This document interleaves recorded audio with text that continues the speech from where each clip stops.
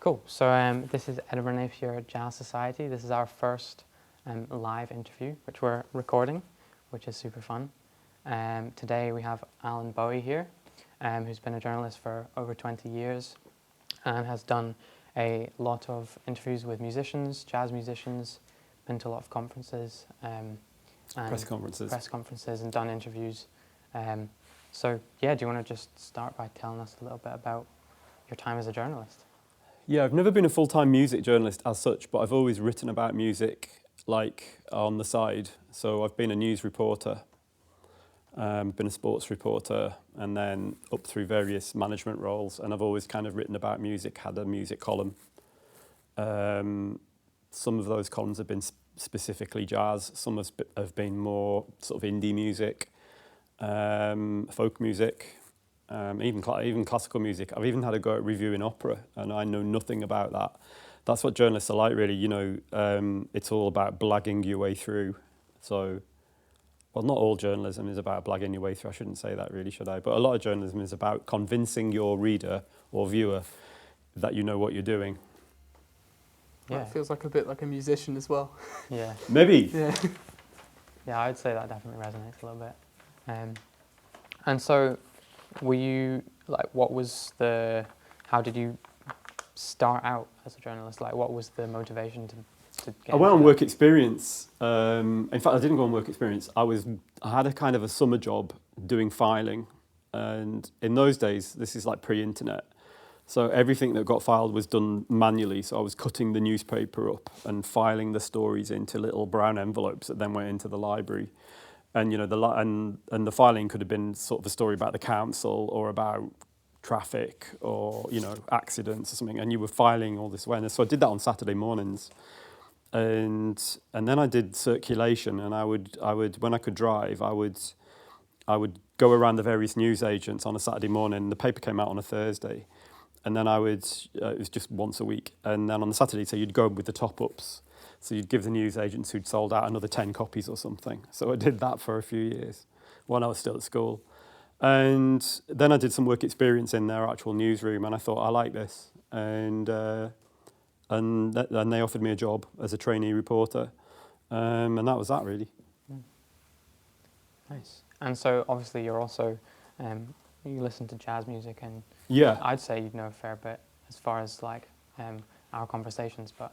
Well, I mean, obviously, I'm quite old, to be honest, and I've been listening to music for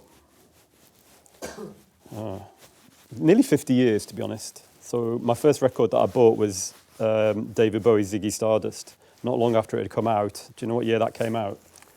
1972. Oh. So that is over 50 years ago. So, well, actually, it's not 50 years since I bought it. But anyway, well, it is about now, actually. It was about 1973 when I bought it. And so I've been listening to music that long and buying records that long. And, the first kind of jazz I got into was like stuff that my grandparents used to play. And that encompassed things like Oscar Peterson, but also, kind of trad jazz, which I've since grown to loathe, but or failed to see the virtues of, I should probably say. So yeah, I have built up quite a knowledge. I've seen a lot of people. I've got quite an extensive record collection. I've always collected vinyl. I've got some incredible records. I've got like first editions of Miles Davis records from the 50s and 60s, and I think one of my favourite records is Something Else, which is his record, but it's got Cannonball Adderley on as the leader. I've got a first edition of that, a Columbia 6i. So, I've got, and my favourite things are Blue Note ones from the 60s with the Rudy Van Gelder stamped into the Matrix RVG. So yes, I have a few records, and I've built up a bit of a knowledge. I wouldn't say it's that extensive. You can always keep learning and always keep finding out more, and just stay passionate about it, I think, and I try to do that. And jazz is back in vogue now.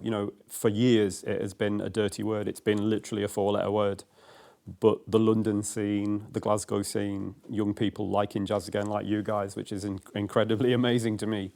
Things are happening again, and that's amazing.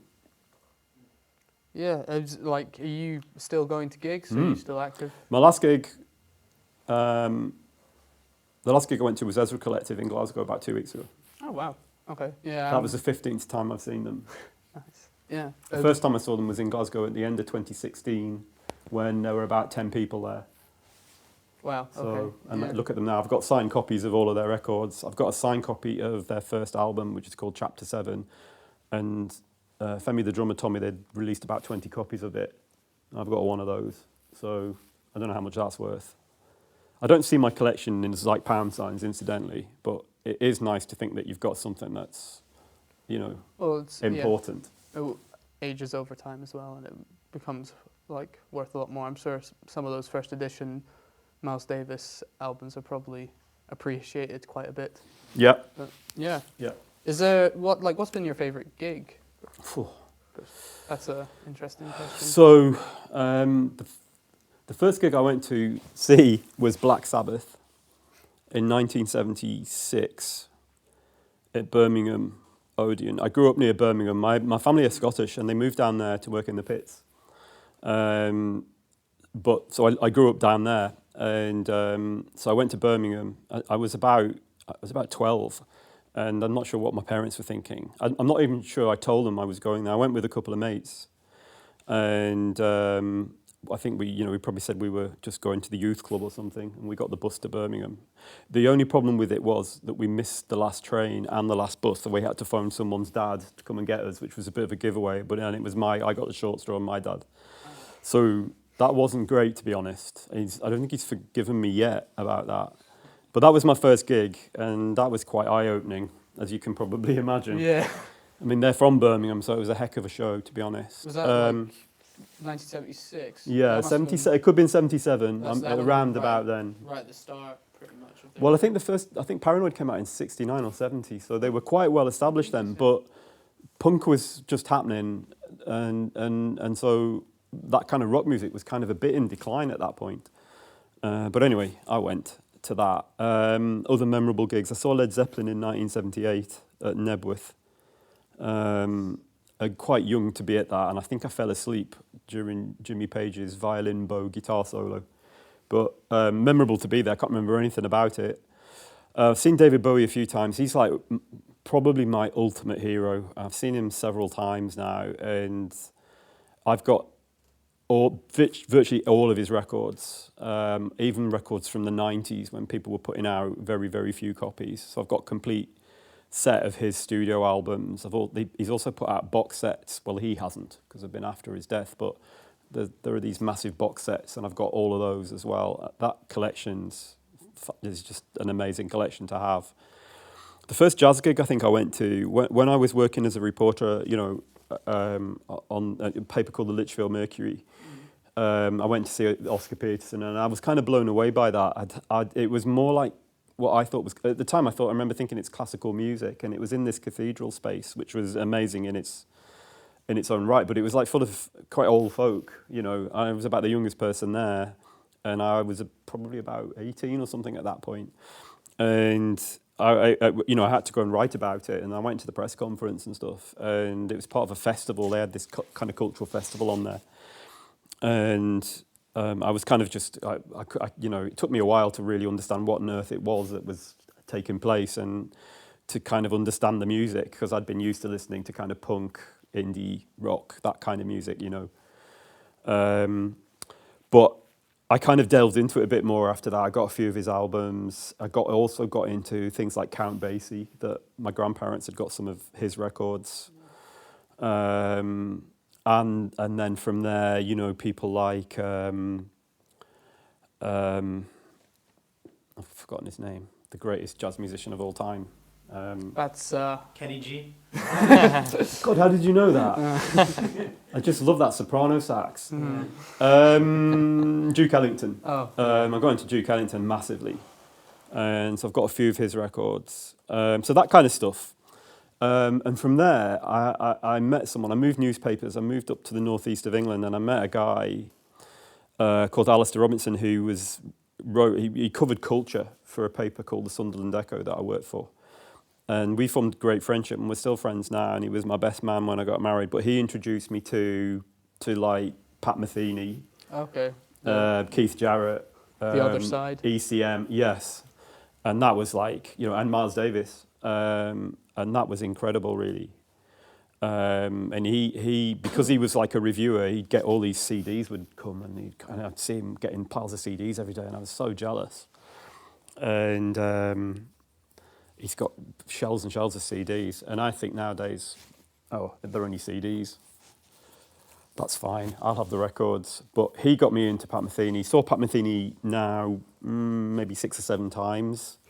I think the best time I saw him was at the Royal Festival Hall in London, and that was just amazing. And I saw him at the Albert Hall in London as well, and he did First Circle halfway through the gig, and there was about a 10-minute standing ovation in the middle of the gig. Wow. That was the Pat Metheny group, and that was astonishing. Yeah. I've seen him a few times in more intimate settings, and he's just brilliant. Some people say he's lift music, but I just think he's an incredible musician and very versatile. Yeah, the last album we just listened to was Pat Metheny, Bright Side's Life. Yeah, one of the early kind of solos from maybe late 70s. 70s. Wow.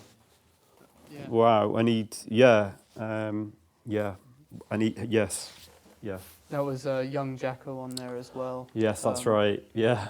But fantastic playing. And when we were listening to it, it was like, it's quite an intense listen at times. And I'd understand why people are turned away from jazz and just the kind of the 4-letter word, as you're saying, just because it is a lot to kind of process.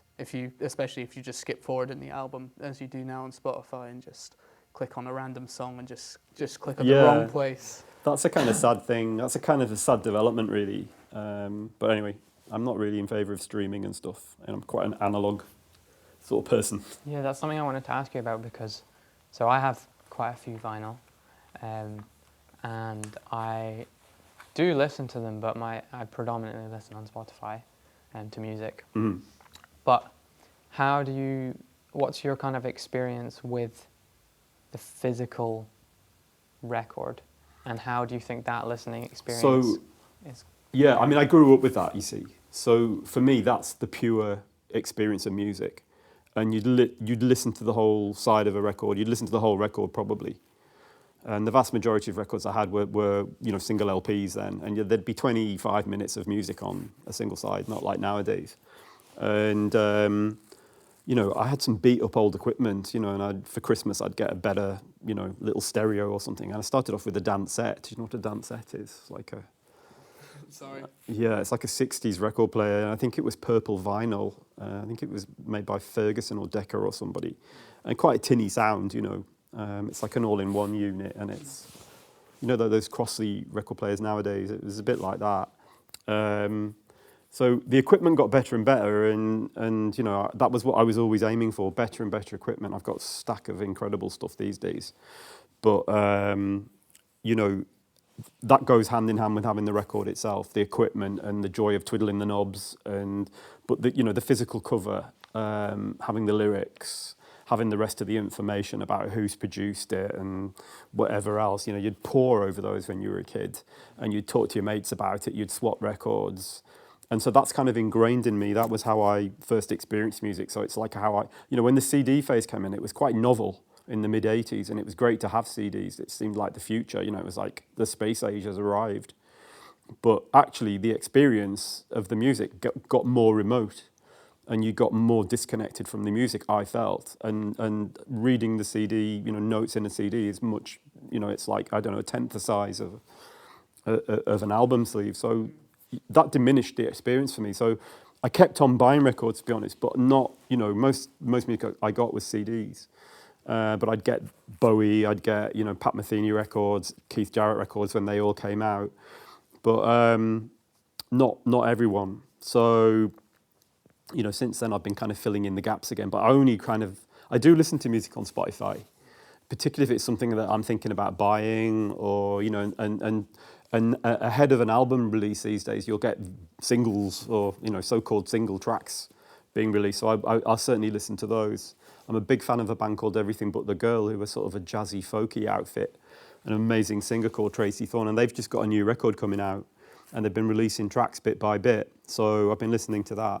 It's kind of techno dance, which is where they left off when their last record in '79, sort of techno infused. So it's a 79, 89, 99 I meant to say. 99, Yeah. but still a 24-year gap. Still a big gap, yeah. Yeah. So they've done solo stuff since then. But so I do listen to music on Spotify. I'm not a total record snob as such, but I am a record snob, really. Yes. It's definitely hard to get around not listening to stuff on Spotify, just because especially most underground stuff, you can't get it on CD or record, or you're very lucky to get it if you can. Yeah. I was attempting to get I think it was a Tricky record. Okay. I thought, because I was into the kind of Portishead. Bit of trip hop. Yeah. Yeah. I was into that kind of stuff at that moment, and I thought, do you have any records of this? Yeah. Because I wanted to kind of get into record collecting. He said, no, if you do, you could sell it for like £150 or something. Yeah, yeah. A lot of my records are worth that kind of range, and I've got about 5,000. Yeah. But anyway, I know. Well, some of them aren't worth that much, but everything but the girl went trip hop in the mid '90s. I think Tricky produced one of their albums. Yeah, probably. And they've gone that way after Portishead and various people, Nelly Hopper and various people were kind of experimenting with it. So yeah. And so, obviously, you've got quite a good idea of the context of music, kind of worldwide at least, or America and Europe. Yeah, I don't seem to buy much American music. I mean, apart from that jazz I've mentioned, I've never really been into American kind of rock music or even indie bands. I suppose as far as I like the Pixies and REM, but it doesn't really go. I'm never that much into Nirvana, for instance. Not that much into people like Hendrix or the Byrds or that kind of stuff from the '60s. I've always been really into kind of British music, I suppose, quite snobbishly. So yeah, but I do like all forms of music. I like a lot of classical music, but it's quite a narrow corridor probably of stuff that I would see as all being related from like Bach, Mozart, through Stravinsky, Debussy, and then I think that comes right up to like Miles Davis and some of the more contemporary jazz. And then so how do you kind of place? Scottish music in general, but also specifically Scottish jazz within that kind of scene. Well, I mean, there's obviously always been a Scottish jazz scene, and there have been various people at various points. I think, the most famous Scottish jazz musician is Tommy Smith. His story is incredible, from like the back streets of Edinburgh to Berklee Music College on a scholarship, getting signed by Blue Note when he was 19 or something, putting out records with some incredible Blue Note players. I remember when that first record came out, I saw him soon afterwards. He had an amazing band. I think Jason Rebello was playing piano. Some other.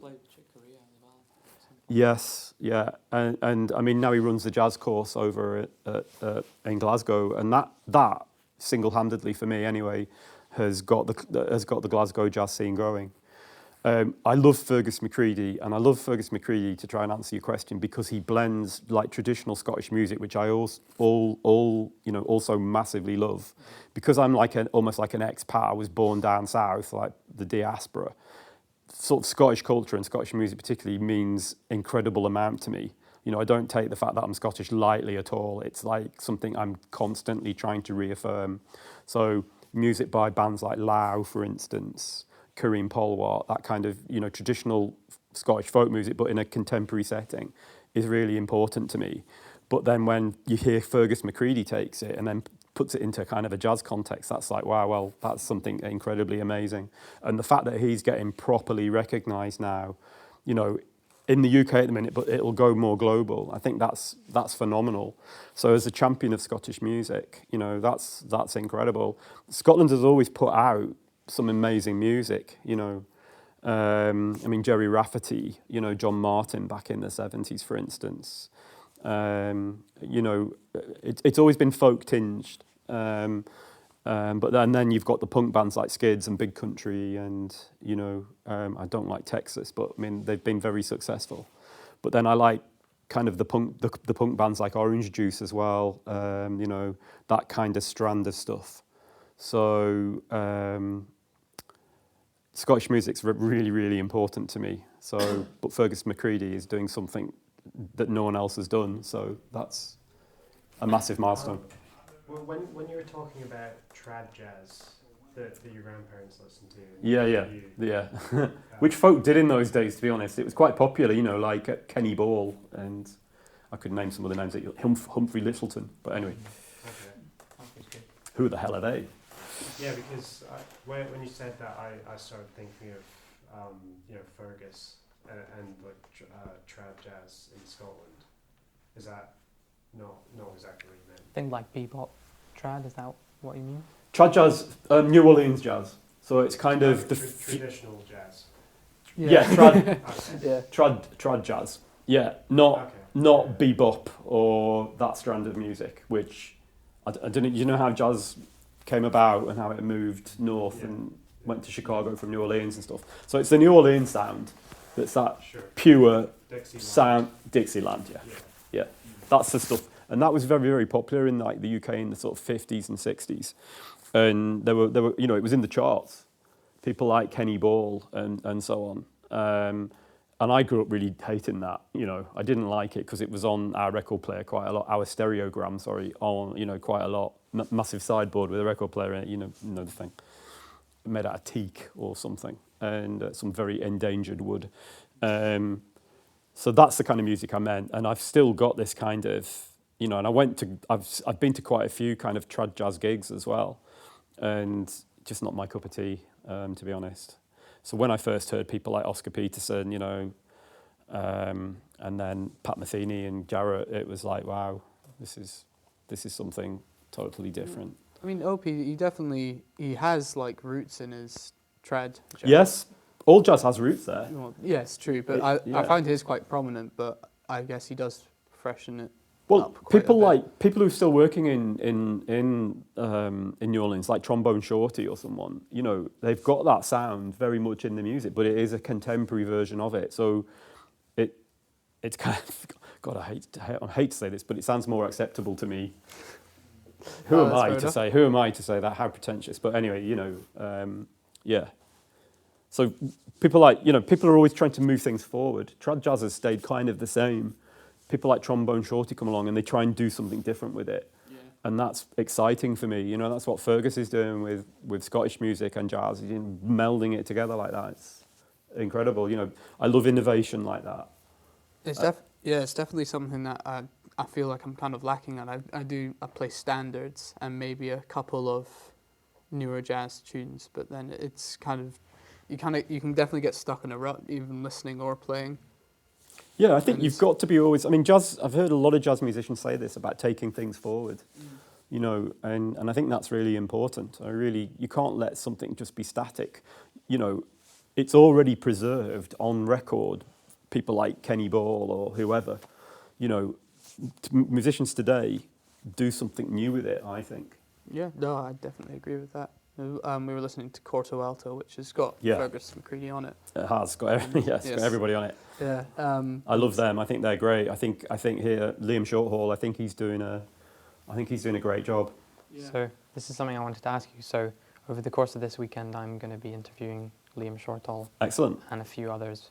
And as far as in your journalist experience goes, how do you approach interviewing people in general and then specifically musicians? For me, it's about doing as much research as you can, knowing as much about their music, having opinions about it, even if they disagree with them sometimes, but showing that you are engaged with the music, that you've done your research, that you know who they are, you know what they're doing. You plan out, and that requires you to plan out your questions. And to show your knowledge, really. I think with musicians, you have to show your knowledge so that it's not some sort of very ephemeral kind of interview that you're doing, or you're not trying to kind of deconstruct it to something very tabloid, for instance. So, you need the depth. I think as a musician interviewing a musician, you should be able to do that. You can obviously talk about the technicalities of it. And obviously, depending on the audience, it's going to be aimed at the finished piece. You can have more technical stuff in it and, less sort of general feel. But general feel always comes into it, doesn't it? When I hear musicians trying to describe their music, and interviewed quite a lot over the years, probably several hundred, it's always about, there's always a sort of, there's the technical side, but then there's also this kind of, well, the feeling, what's the feeling of it? How do you describe that? So the two things. And I think you best describe the feeling of it by describing how it feels to you, and then matching that up with what the musician might say. I often find artists, though, no matter what medium they work in, are very reluctant to try to actually give too much away. They like the audience to be able to put the spin on it, to say what it means to them, and I think that's good as well. I do know that I think Stan Tracy came to Napier at some point before he died for a masterclass. Yeah, wow. And I think after asked him, how do you approach your music, and I think that Stan Tracy just refused to talk about how he approaches his music, which I think is quite funny. Yeah, that's a classic in terms of music tech as well. It's like there was certain sounds from London to the US. There's like different sounds compared to where you get produced, and it was because they used to quite literally physically lean over the desk, and so you couldn't see what they were doing, and then just There's been some secretive. good documentaries on BBC4 lately about that. Actually, I can't remember the one I saw and who it was talking about it, but they were talking about the difference between recording in the US and the US, in the even in the 70s and part of the 80s, it was very, very regimented by the unions. So the producer did certain things, the various technicians were setting the kit up or whatever, and you just had to go in there and work with how it was set up, and producers worked in certain ways. And of course in London, I think it was Bowie was talking about this, or it would have been a Bowie doc. That's the only ones I watched, but and we were talking about the difference between, I think it was when they were recording Transformer with Lou Reed, and they recorded that in London, or part of it was in London, and maybe a couple of tracks in New York, and the difference was really, really quite incredible of what you could do in London with the freedom of not having unions, kind of the demarcation of union jobs, and musicians union and so on. So it's it's interesting what you can do in the studio, I think. Did I answer your question about interviewing? Yeah, I think so. Listen is important when you're interviewing. Listen to the answer. Don't just have your set of questions and just, all right, he's answered that, next one. Listen to the answer and see if there's a follow-up question. What do you mean by that? And I always try and make the questions open-ended so that people can answer at length, not just give a yes or a no. So it's quite a skill. Hafter gave me that that one when because I wanted him to come today as well. He couldn't make it, but just to ask him how should I go about interviewing an interviewer, and he said just don't make sure they're not closed-end yes or no questions, because there's a couple of famous interviews I think with the kind of pretty some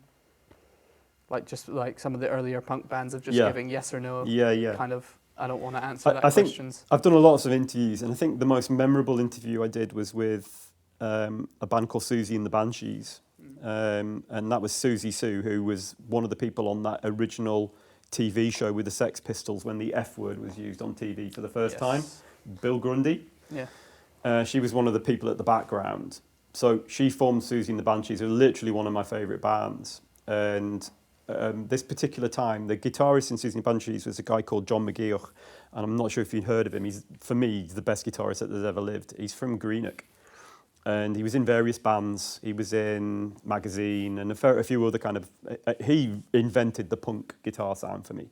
I think it's a flange he uses. Anyway, he broke his arm, or he couldn't tour with Susie and the Banshees in 1984, I think it was. And Robert Smith, who's now global superstar, was drafted in as a guitarist. So I interviewed Susie and Robert Smith. That was an amazing interview because she was really lovely, despite her kind of image. And he was fantastic. He's so thoughtful about music. He's very soft-spoken, but he's got so much detail to offer about what he's doing. He can explain what he's doing. So interviewing those two together, I mean, it was in a room like this was astonishing. So that's probably my most memorable interview that I've ever done. And I was very, very young. I was probably about 18 at that point. Is that Susie with an X? Yeah. Yes, I've listened to. They're a still couple of- going. Yeah. I think she's playing Kelvin Grove Bandstand in the summer. Oh. But they were like one of the most, post-punk bands, one of the most influential, I think. You can hear that sound a lot these days. Yes. Yeah. Bands like The National and a lot of UK bands. But anyway. I've another question just related to talking and discussing about musicians is, this might seem a little bit unrelated, but how do you feel your perspective as a journalist differs from perspectives of musicians, whether they be composers, conductors, performers, music theories, etc.? I always try to be a fan Right. of the music, and I always try to be obviously informed, but you've got to be appreciative. There's no point interviewing somebody if you don't like what they're doing. In creative arts in general, I think, when I got higher up the kind of food chain as a manager, it was you don't send people to go and write about something that they don't like or they've got some sort of prejudice about. So I think, you have to like or be open and receptive to whatever it is you're going to go and write about. Writing a review is a bit different from doing an interview, because a review you've got kind of open, you're more open in what you can write. It's a fusion of objective truths, what songs were played, timings, who was on stage, their facts, and then your subjective analysis of what was going on. How did the audience respond? Was it a good performance by the band? Was the guitarist out of tune? That sort of stuff. So you've got to have a little bit of technical knowledge. You've got to have knowledge of the songs as well to know whether they're being played correctly. I've been to a lot of gigs where singers have forgotten the lyrics and they start singing anything. And unless you've got any kind of prior knowledge of that, you wouldn't spot it. And to be able to know what songs they're playing, often they don't introduce songs, and they'll randomly do it. So some knowledge, knowledge is really important in journalism. And, as I said at the start, sometimes you have to blag that. You've got to kind of cram the knowledge in very quickly about what it is. You don't sometimes have hours to spend. If I was going to review an album, though, I try to have a lot of time. You normally get advance copies, like well advance of the release day. You certainly used to, and I used to do this, several weeks. And I've heard really famous reviewers say that they like to listen to an album, for a whole week before committing anything to paper. And again, so that's kind of research, really. So I think to answer your question, it's about respecting the artist, however you do that, But I think research, being committed to what you're doing, you can't take it lightly. It means the world to them. So why would you just go bulldozing in there as if you have all the power, and that's just not the case. So respect. Yeah, a bit like a food critic. If somebody goes in and he says, "Oh, the sauce was red," and was really, but they don't have any kind of understanding of culinary skills, and that they might come off as a bit like, they've got no clue what they're talking about. That could be the same if you're It's exactly the same. You need to have culinary. You need to have the culinary skills. I've done all sorts of reviewing, including restaurant reviewing. So yeah, it's all the same. It's all the same technique, but you do need the knowledge about the different subjects. Yeah, I did pick up when you said flanger. I was like, that's not a you need to know at least a little bit about music to know what that is. Yeah. But, yeah. One thing I wanted to ask was, Pat Metheny and Keith Jarrett, and the whole ECM scene. Mm-hmm. And one thing which is interesting about that is that ECM is known as kind of the Scandinavian sound for jazz. Mm. And even though Keith Jarrett is a British pianist and a British musician... American, yes, that's what I meant. Yeah. American musician, American pianist. And the whole ECM sound is kind of based off of his early stuff. It's often called things like European jazz, chamber jazz, because there's a classical spin on it, or a folk spin. ECM, I think, has got quite a folk spin on the music. If you listen to the stuff from the 70s, particularly the early albums they put out, they're very folky. It's a fusion of jazz and folk. Whereas the American sound, it's jazz and blues, isn't it? It's a more rocky thing at the base of it. It's an urban blues, really. And Jarrett brings both things together, as Matheny does probably. American musicians, it's kind of in their soul, I think, sort of thing. Jan Garbarek or any of those. It's obviously a German label, but most of the musicians were Scandinavian, predominantly Norwegian and Swedish, and they're coming from a different. It's what the music that you grew up with. It's like me talking about growing up sort of down south, where my grandparents were preserving a culture that was almost lost to them. We had loads of family up here, and we used to come up in the summer and stuff. But the day-to-day culture, they were always trying to grasp onto it and keep hold of it. So they were playing a lot of Scottish music. We had Andy Stewart on and stuff. And do you know who Andy Stewart is? No, actually. Few. So it's a good job. I'm going to pull my cat again. But so we were clinging on to culture, and I think Jan Garbarek would have grown up listening to Norwegian folk songs. He's done an album of them, but he also will have been listening to classical music and stuff like Grieg and whatever. And he's done classical albums, essentially playing with different groups in cathedrals, vocal groups as well. So I think ECM essentially, it started out with this idea of kind of making a European jazz sound, really. Prior to that, it had been Django Reinhardt, it had been that whole Hot Club de Paris kind of style. So it created something new, and it didn't happen overnight. It happened through the 70s, I think, and it was, by the time it got to the 80s, it was well established. And it did have a lot of American musicians on the label, in the early days. John Abercrombie, we've mentioned a few other musicians as well. And so they brought an American sound into that European sound, and that helped that European chamber jazz thing come together. But there are classical elements, there are folky elements, and there are jazzy elements coming there. Yeah. Not to mention also the kind of the evolution of technologies as well. You have Eberhard Weber, who is German. Yep. He's like the first guy with 5-string upright electric. Yeah. I saw him a couple of times. Great musician. That's grand. Yeah. he's still about, but I know he's not playing anymore. Astonishing. I think he was the first person I saw as well use that recording device where you play a bit, record it, that keeps playing. You play. Ed Sheeran's famous for it now, but people were doing this years ago. And he's, I think, the first person I saw doing that. And he was doing a solo concert with the bass, and you're thinking, how is this going to work? Absolutely astonishing. He's fantastic, yeah. He's got a really good ear because he worked in film music first, he's got a really good ear for different sounds. And it was kind of like almost how I work now is I have all my sounds in this laptop, and I can just press whatever one I want. Yep. But he had to make them all himself. Yeah. And they were quite a lot of musicians were inventing their own tech to do that with. Of course, definitely. And that's like a new thing as well. You have to make your own kind of musical devices on here. Yeah. As well, it's all different. Matheny was big for that. Yeah. Yeah. Those massive guitars and things. That were, 42 string. Yeah, that's right. And the guitar synthesizer as well, back in the 80s, which is like a voice. Yeah, the synth clavier. That's it. Yeah. And so obviously you also saw Esbjørn Svensson Trio. Yeah, I was a massive fan of theirs. I mean, I'm still not really quite recovered from that. Again, I've got all his vinyl records. A lot of them have been deleted. All his CDs. I saw them, I'm not too sure, maybe 6 or 7 times. The first time I saw them was at the London Jazz Festival, I think in about 2000. I was just blown away. Absolutely, it was life-changing, that. Just life-changing. I'm not sure I've ever loved an artist as much as him, even Bowie.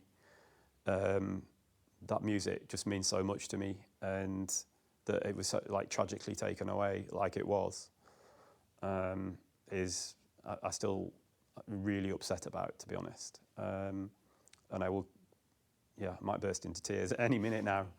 So that music means a lot to me, yeah. And to have seen them in various settings, what a band. I mean, Christ, what a band. Yeah, I know that Allan Boughey, who teaches here, Yes. he would see them a lot, and they were the first people who got him into jazz. And he was saying that when he was young, like around the age of 12, he would be there in the audience, and they spoke to him, at the gigs because he would go and see them so often that they kind of Recognised him. they recognised him. Yeah. They were a rock act, you know. They were Led Zeppelin, and they create that kind of energy, but they were playing, you know, they were playing proper jazz as well. He's a phenomenal pianist. I think all of them are phenomenal musicians, but together they were even bigger than the sum of the parts. If you know, you can listen to lots of bootleg recordings, and everything's played differently. You know, when God invented the coffee break or something, they play it differently every time. Even, you know, consecutive nights on the same tour, they were just instinctive musicians, and just the energy they could create though was I've seen very few gigs where that sort of energy is created. Even like, you know, punk or rock gigs struggle to create that sort of vibe. Really, it's so immersive. You know, I think you know, Ezra Collective are probably the closest thing I've seen to that. Yeah, I know that. I think that Esbjörn Svensson was influenced by Jan Johansson, who was another big Swedish pianist, and he was another one who kind of really brought that, you know, the traditional folk song, classical and jazz elements together. Yeah, and he's got some folk song albums he's done. Yeah, Jazz Vaspenska and Jazba Risk, which is Russian, and I think he's got a Hungarian one as well. Yeah. I've only listened to the Aspaskin one, the proper Swedish one. Yeah, really good albums. But he was another musician who kind of tragically passed as well, at quite a young age, I think before he was 40. That's jazz. Yeah. Yeah, one of my favourite jazz musicians is Lee Morgan. I'm not sure if you're familiar with him, he's a trumpet player. He's on a lot of the big Blue Note recordings from the early 60s, shot dead by his wife at the age of 33 in about 1972. So I'm a massive fan of his. One of the most recent albums I bought actually was a record of his, which I've been trying to get for a long time. I've got a couple of versions of it, but they're quite scratched. But I managed to get quite a good copy recently. So Yeah. So do you feel as though that buying their records and listening to them kind of like allows them to live on in a sense? It brings me closer to them, and you feel like it sounds a little bit weird, but you feel like you kind of almost have a part of them. Yeah, you feel like you kind of it brings you closer to the music, and I feel that with records more than any other medium.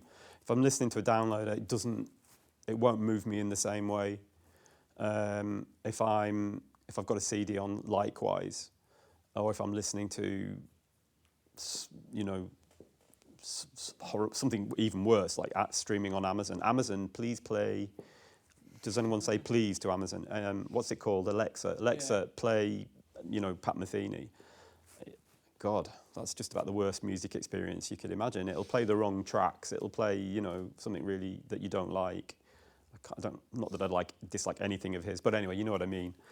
It's too random. Yeah, I like to, you know what you want to listen to, I think, and I, you know, it's even like Miles Davis. I've got a lot of his records, but you know, it's not always I want to listen to Bitches Brew, or you know, Kind of Blue or Birth of the Cool.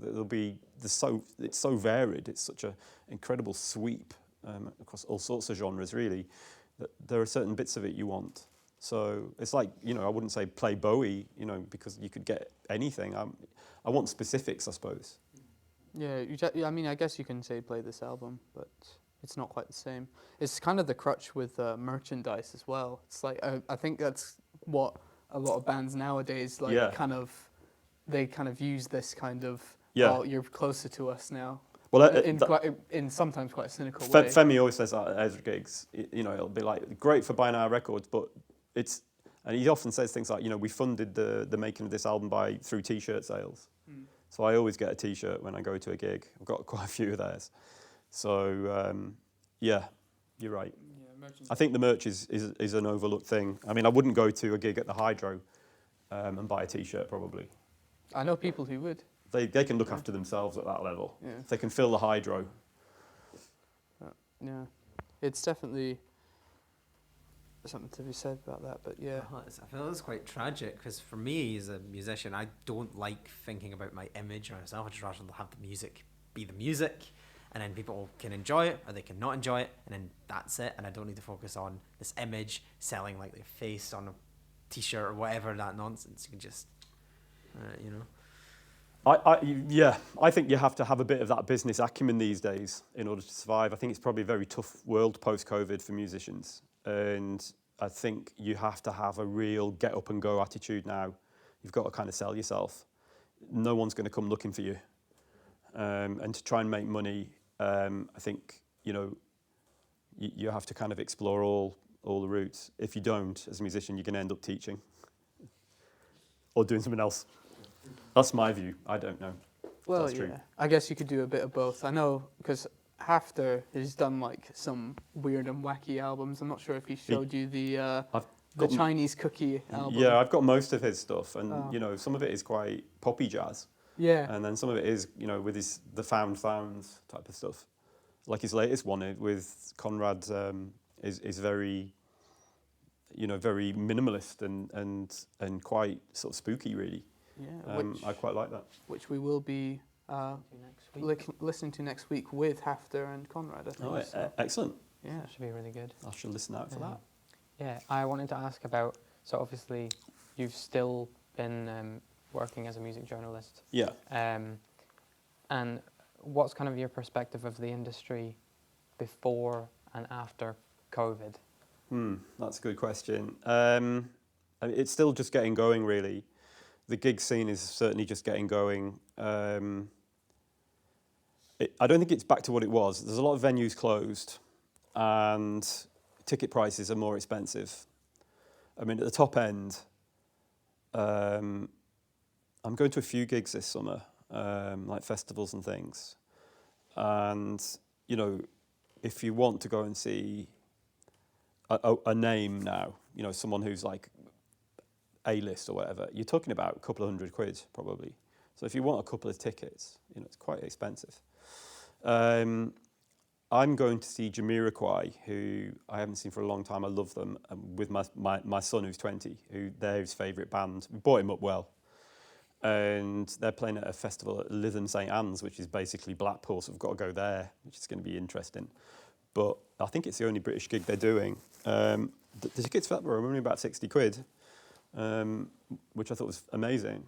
Going to see Paul Weller in a live, an outside gig too, in a forest. They were about £60. I was thinking about going to see Sting. I have a sort of a strange relationship with Sting,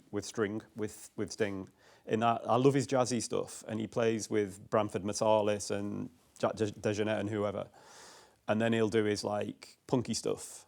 So you never really quite know what you're going to get. But the tickets for that, again, an outside gig, were the cheapest were about £140, and it's just like, well, Sting, do you really need to be, you know, selling 10,000 tickets at that price? So I think it's the musicians at the bottom end that have been most affected. You know, the top end people seem to be able to charge that and get people in, and I find it a bit, you know, I'm not so keen on that, to be honest.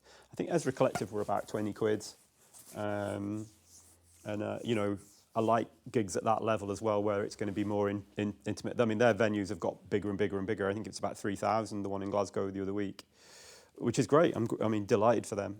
But, you know, they're 5-piece. They probably have a sound guy. So there's 6-7 of them on the road, you know. I mean, it's going to cost a fortune. And, I mean, Femi was sort of saying, you know, I'm not sure if you've ever seen Ezra or if you know about them, but, you know, he does a fair bit of talking in the gig, and you get quite a lot of information about such things from him. So I know at that level, and they're getting fairly decently well known now, things are still a massive struggle. How much money they're actually making, you know, I would hate to think, really. So I think it's difficult. And then you know, with venues gone, you know, you're talking about places like Queen's Hall. Tickets that used to be £15 are probably 25 now. I think it's just much harder to sort of survive, and you've got the cost of living crisis, so people are having to be more selective at what they go and see. Yeah, I think there is something to be said about that, though, is the fact that because of the cost of living crisis, people are going to see cheaper gigs.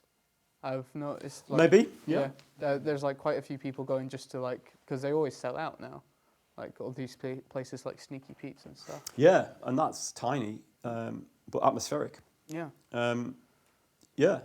but yeah, because I know the Mirror Glass Records, it's gonna put on a show for, I think tickets are £6 each. Yeah, But- but that's great. You know, that encourages people to go. And I think the vinyl revival is helping. You know, isn't vinyl outselling CDs now, which is good. But I think more people value, you know, physical kind of music again. That's not the right word, is it? Physical music. But anyway, and you know, they're fairly expensive, an album, 20, 25 quid. So I think that's going to help as well. You know, if you can get to that level. I think I read somewhere that the Ezra Collective album had sold out first print run, so they were doing represses and things. So that's great. So that will help, I think, as well in time. But I think it's going to take another couple of years to kind of get going again properly. I know that Hafter's new album with Conrad, they did 100 cassettes and they sold out. Yeah. After I told him that cassettes were good, and he was like, "Oh, cassettes are rubbish. I don't know why I'm doing this." Well, on Bandcamp now, a lot of people are releasing. You know, I get most of my music on Bandcamp, but lots of people are releasing small batches of tapes in different colours, so they're collectible. So I think that's great. Yeah, I've got a tape machine, so the sound isn't as good, but you know, it's a nice thing to have. It's something. Well, I think there's a question is if vinyl this is a thing I've thought about before, if vinyl necessarily will be as prominent now, because there's lots of electronic music that's digitally produced, and I don't know what that gets from being just analogued onto vinyl material. So is there any kind of point for? Well, I get a lot of electronic music, so I've got a subscription with a label called Castles in Space. I don't know whether you know of it. So it's got Field Lines Cartographer on there. I could name a few other people. But anyway, so he puts out vinyl, and he's got a subscription. It's 15 quid a month, and you get about 7 or 8 records and some downloads, and the records are great. The quality of them is great. It's often on coloured vinyl too, which is supposed to not be as good as black, but you know, and there's a massive community following Castles in Space. Did you say £15 a month? Or £15 a month. And physical vinyl? You get physical vinyl, and they're very, very collectible. That's very I was in there at the start, so I've got some of the first things he put out, and you know, they're going for quite a lot of money on eBay and Discogs. So you get a vinyl in the post. yes. What's your first, what's the process between getting it in the post and listening to it? And how do you listen to it? Okay, so the son I just mentioned who we're going to Jamiroquai with has left home last summer. So I have colonised, as my wife calls it, his bedroom.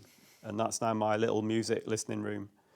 So because he used to eat his tea on the main sofa in the lounge, we thought we're not going to replace that till he's gone. So we've got a new sofa there, and I've got the old pizza-stained one. So, which is cleaned up fairly well, to be honest. So I tend to listen in there.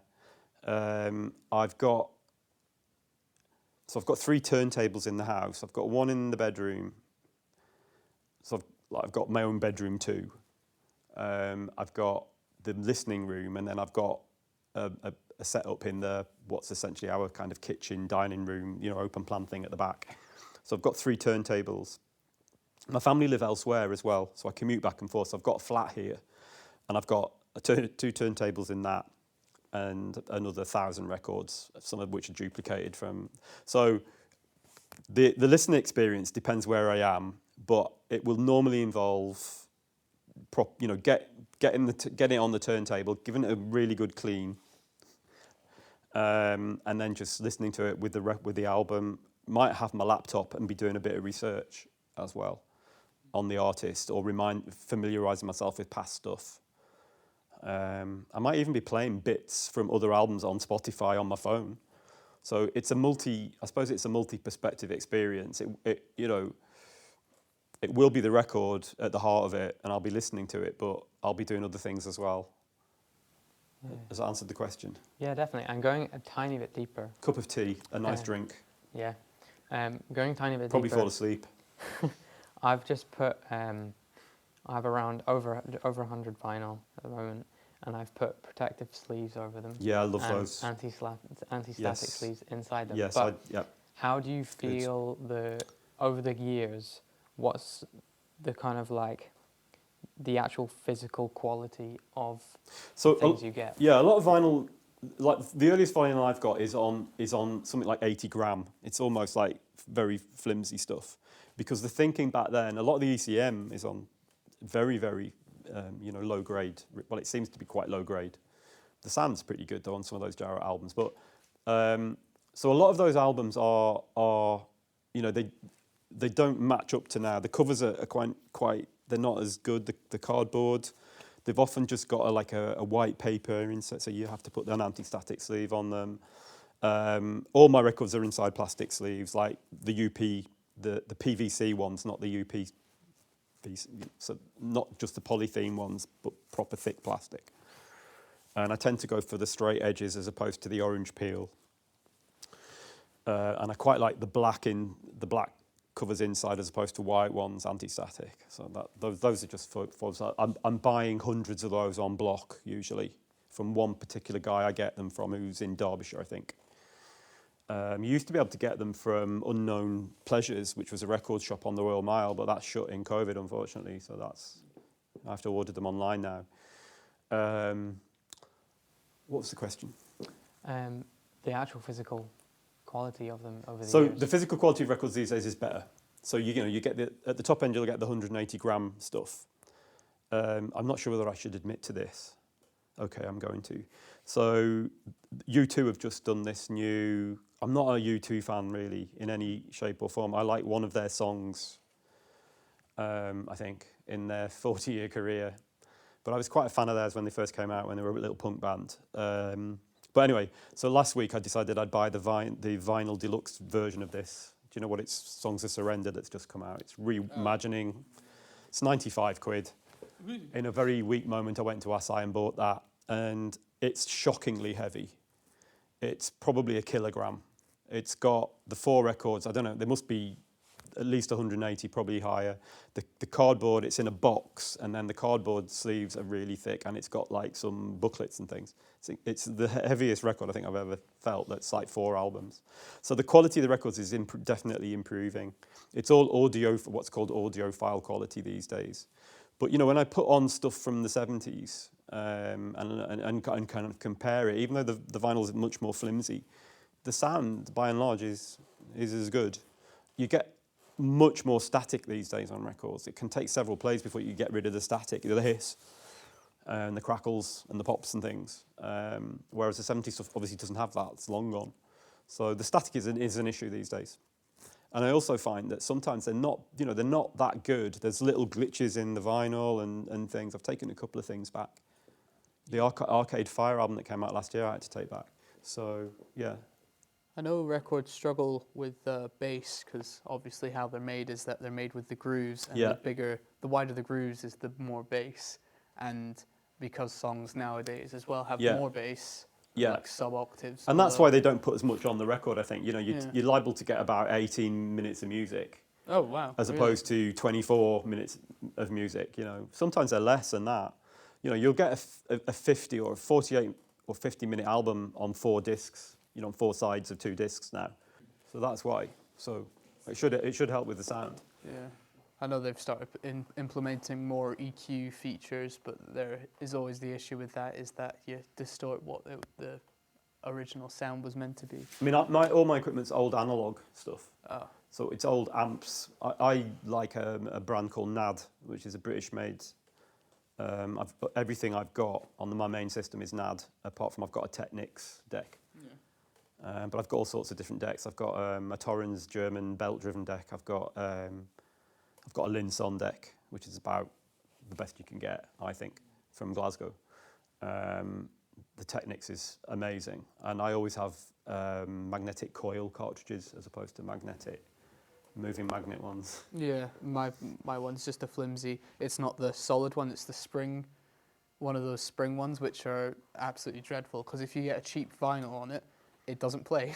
Yeah, but good, I mean, good that you've got it. So, carry on.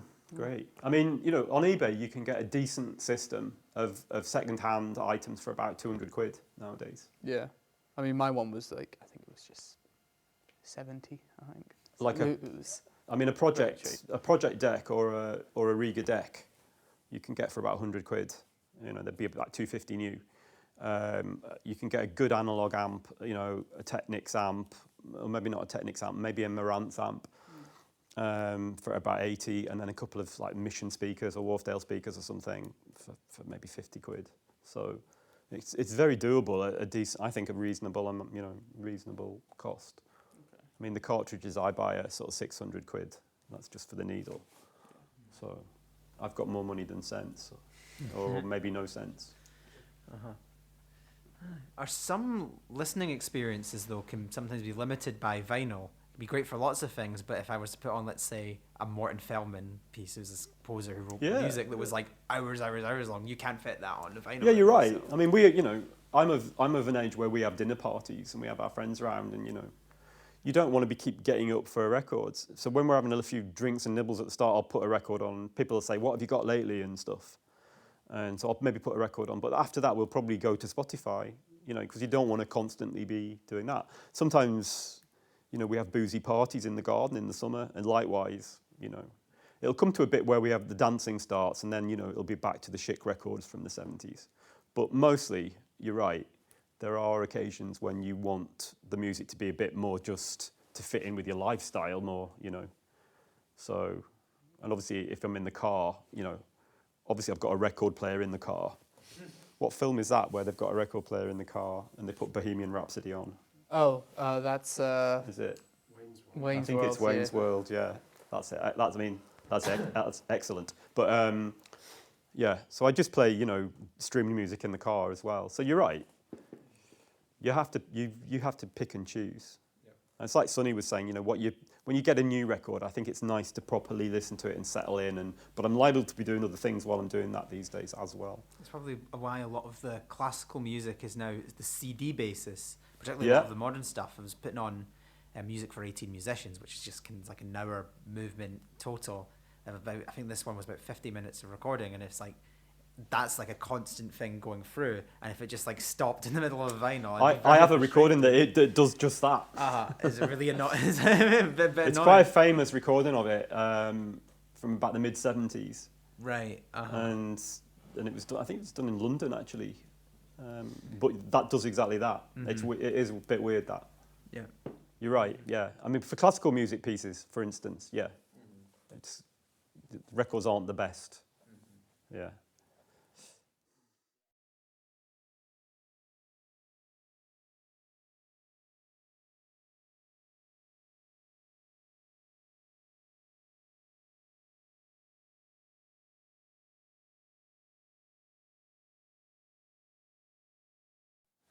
Well, just buy one and the bug will get you, and then that'll be that for the rest of your life. All your money will be going on, bits of plastic. Yeah, that's how I work it. I've got. Yeah, my kids are they're carving mine up. My wife says, put a Post-it note with the value of the record on. No, they can do that themselves. I'm not doing to do that.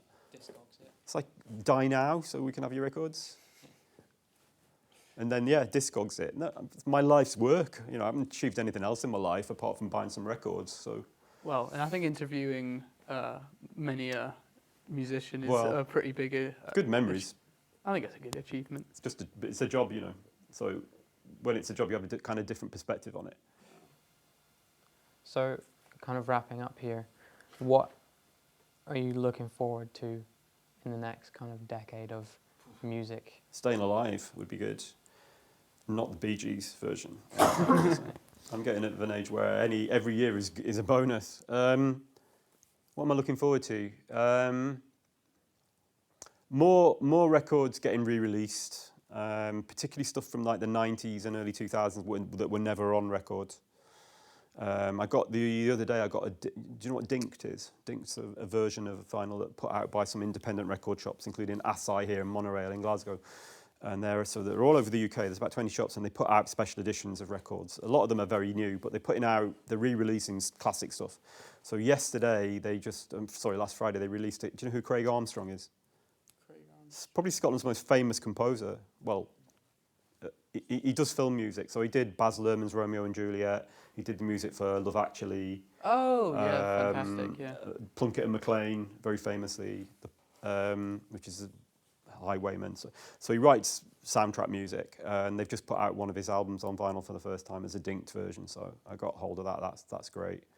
So I like that, stuff that I haven't got on vinyl being released. So I'm looking forward to more of that. Building my collections of jazz. I want to collect as many Blue Note as possible. That's a massive passion, and I hope to complete all my Miles Davis. So, and ostensibly, first of all, studio albums, and I'm adding in some live ones, but I'd like to get all of his studio ones really, and some of those from the late 40s are going to be very tricky to get hold of. Probably have to go to America. So, yeah. But I'm always loving new music too. Finding new bands, and going to gigs. Yeah. Well, thank you very much for coming and talking to us. And what are you looking forward to in the next 10 years? Well, I'm looking forward to the kind of playing. Well, Yeah. for me, it's more my development. Yeah. Of, I don't know, skills, experiences, Yeah. building up Your knowledge, contacts, networks. knowledge, skills, and understanding. Yeah. Is how we frame it at the university. Mm-hmm. Yeah.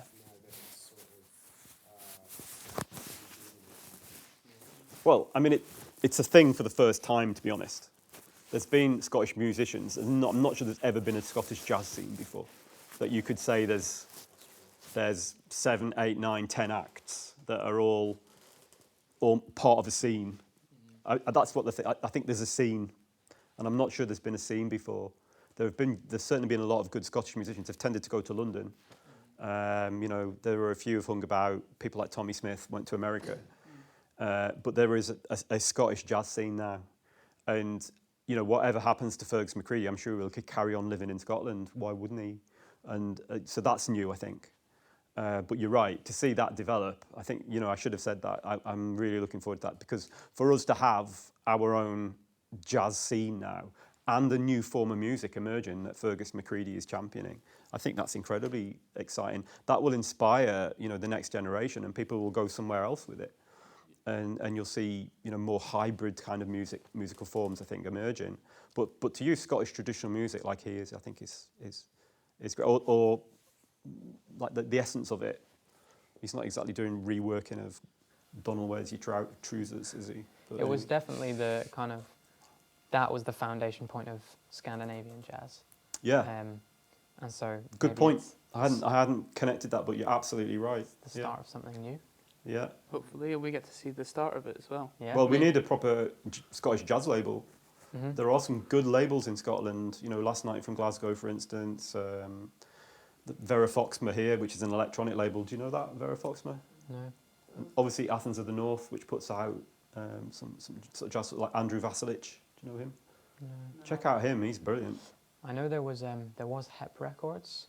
Yeah. And they're the guy who kind of led that is now trying to give his collection away, and some of which I think the Jazz Archive will hopefully be accepting, which will be really great. But yeah, a lot of good stuff. Yeah, it's an exciting time to be into jazz in Scotland. So good luck. Yeah. I wish you well, and take it forwards. Yeah. Take it to the masses. Definitely. They need it. Well, thank you very much for coming. Absolute pleasure. And talking to us. It's an absolute pleasure. Thank you for listening to Edinburgh Napier Jazz Society. Yeah.